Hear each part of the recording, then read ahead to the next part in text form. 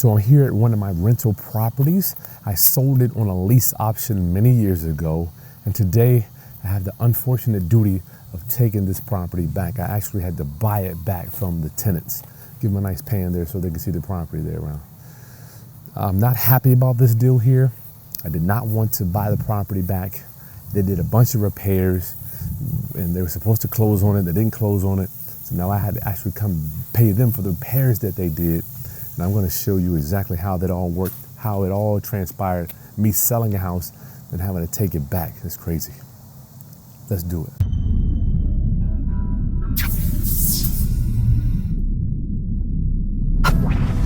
Okay, class, it's Chris Haskins with therealestateroundup.com. My mission and ministry is to raise your financial literacy through real estate investing and entrepreneurship.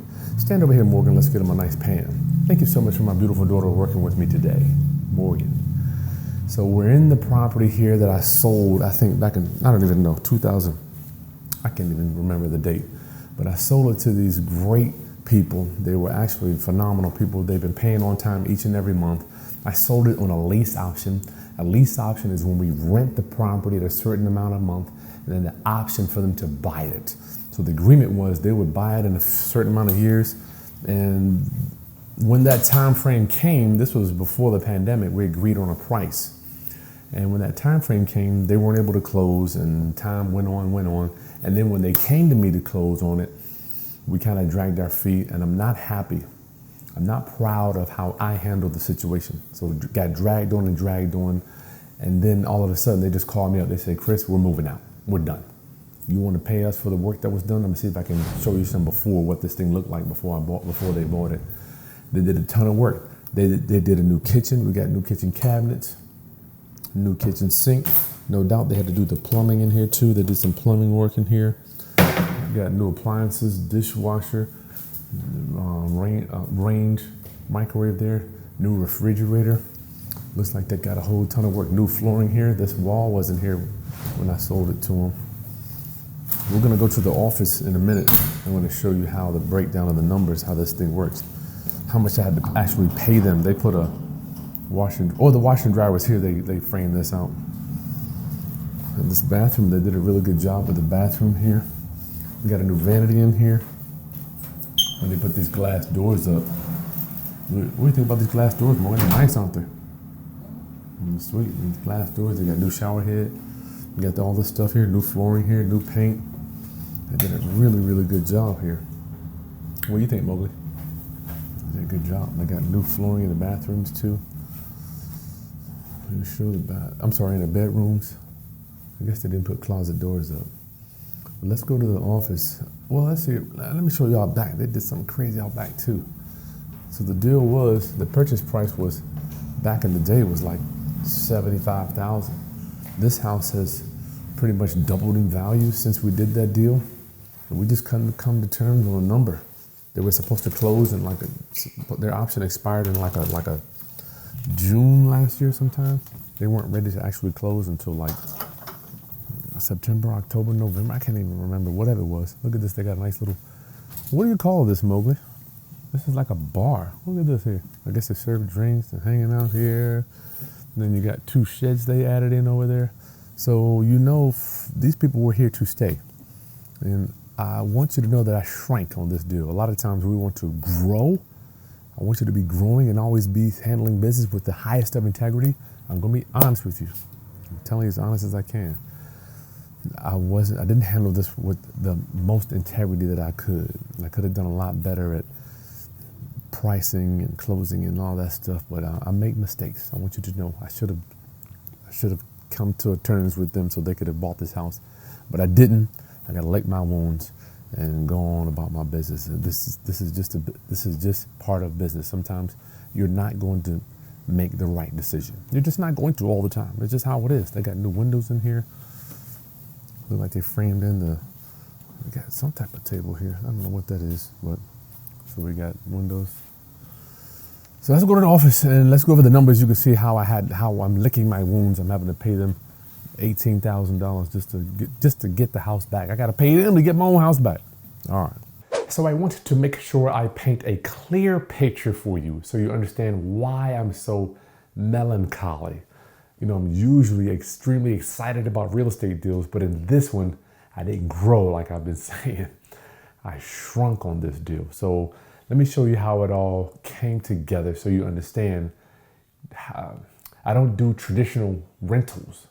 I don't necessarily do conventional rental properties. I want you to know that I do creative selling deals because I turn myself into the bank.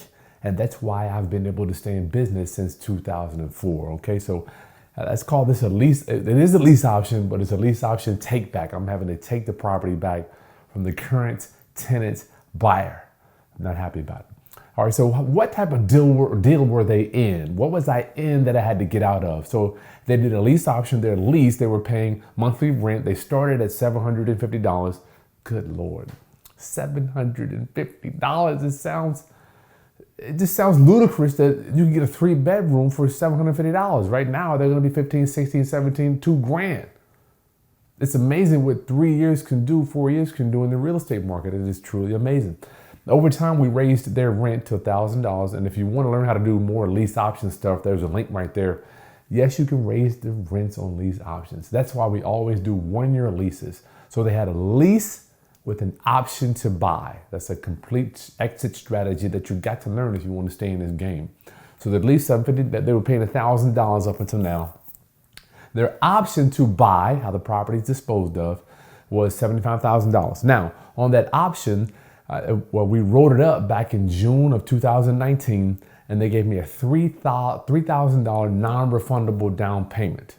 All right, and they had a 3-year option. What does that mean? So they signed the paperwork in June 2019. That means they need to refinance me out by June 2019, 20, 21, 22, June 2022. So let me tell you what happened. So it's June. Over time, I would always hear from them saying, we're cleaning up my credit. We're going to be applying for a home loan. We're going to be getting a mortgage together. We're going to be buying this house from you in the near future. My thing is, like I always say, cool, do whatever you need to do because I got to do what I got to do, right? So January, February, March came. They paid the rent. April, May, June, they said they were going to refinance. They didn't. Come June 2022, they did not refinance me out. That's how lease options work. You have a specific time frame that you have in order to buy that property. Now they chose whatever time frame they wanted to choose. They decided to choose a 3-year option. Okay, so June came, July, August. I didn't hear from them. They said they were getting ready to close. I'm like, cool. August, September, October. Get a phone call, Kris. We're ready to close on it. Right now, what was happening throughout this time frame, throughout 19, 20, 21, 22? Real estate values were going through the roof, right? And I had agreed to a $75,000 purchase price. Take a look at my handout here. The value of this property went from like 70 grand to 170. I don't even know. The values went through the roof. And it was so crazy. When I was writing this up back in 2019, even when I was sitting down, it felt like a lot of money. It felt like to pay $75,000 for this particular house felt like over market value. Fast forward to 2022. Now it's half price. The value of this property went up to $150K. They actually sent me the appraisal, and it's probably a little bit more by this time. It's just amazing. You never know what real estate is going to do, good or bad. Anything can happen in this game. Who knows, there would be a worldwide virus that would tear down the complete, shut the whole economy down, but real estate would go through the roof. Who knew that would happen? So the values at $160,000, you saw the handout, it's really crazy. So I had to make a decision. November, December came, they wanted to close. They were outside of their 3-year option.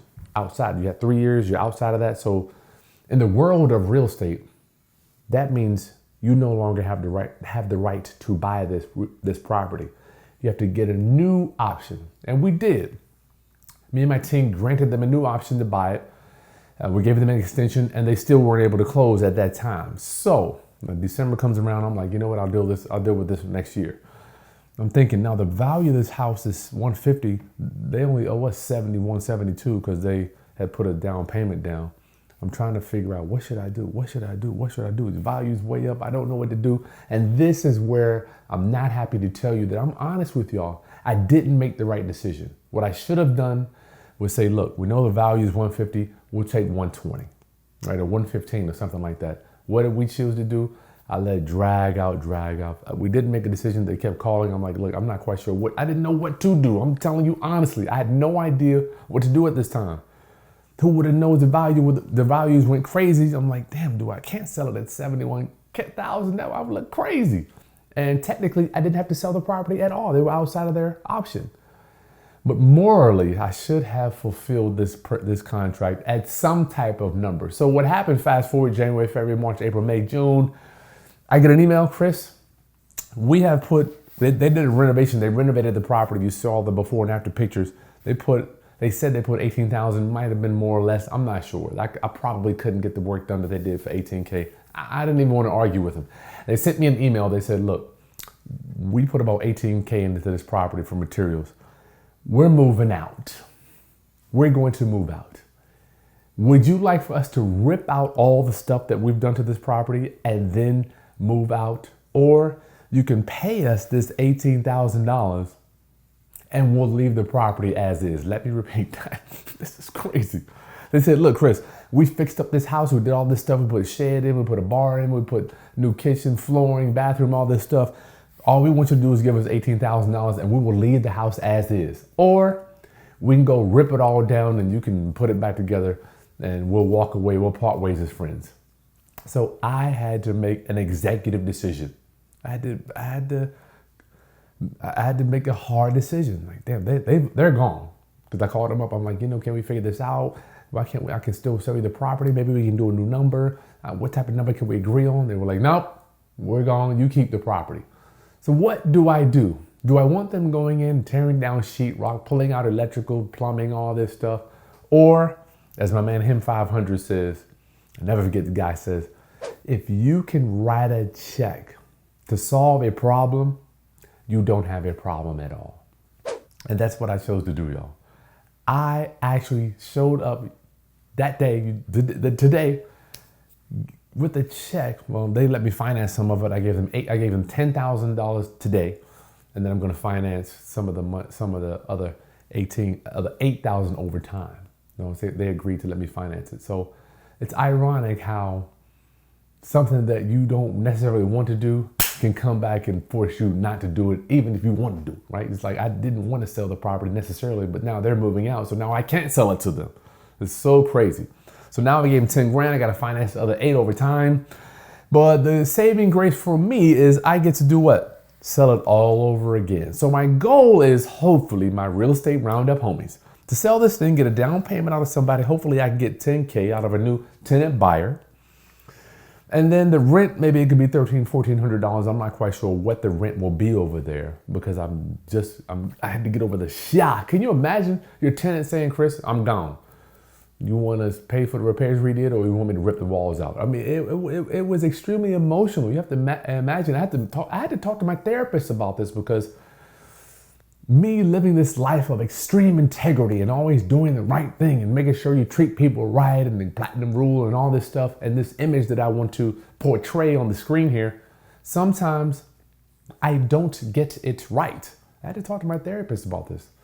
I really have been licking my wounds. You didn't know this, but I'm like, damn, Kris, how are you going to be this individual that makes sure everything's above board and you out here doing this to people, not selling them the house? So she had to inform me that sometimes, Kris, it's good to get a little bit of dirt on your name. Sometimes it's good to show people that you are human. Sometimes it is a good idea to say, you know what? I messed up, y'all. I screwed it up. And now I'm admitting to you, I messed up. I should have figured out a way to get these people into this house, and I didn't do it. All right, but I'm going to make sure that the next person, we're going to try to figure out how to make it work for them. So the market doubled, but I can't change the market. So we're going to go back. You're going to be following me. I'm going to resell this house, rent to own, lease option, land contract, contract for deed, whatever, to get out of this thing and move on to the next piece of real estate, right? And I want you to do the same too. I know you're not perfect. Hell, I'm not perfect.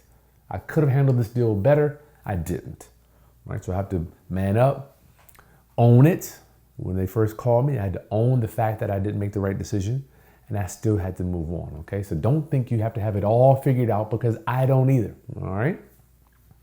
So take a second, my real estate roundup homies. Subscribe to the channel, like this content, but share with anybody else that's trying to understand and just trying to get it right in real estate, trying to make the right decisions, trying to put forth maximum effort to become a master at this real estate thing.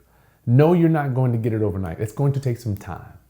But as long as you put forth the effort, layer by layer, you're going to understand how this thing works, okay? Kris Haskins over and out. I'll see you on the next video. Peace.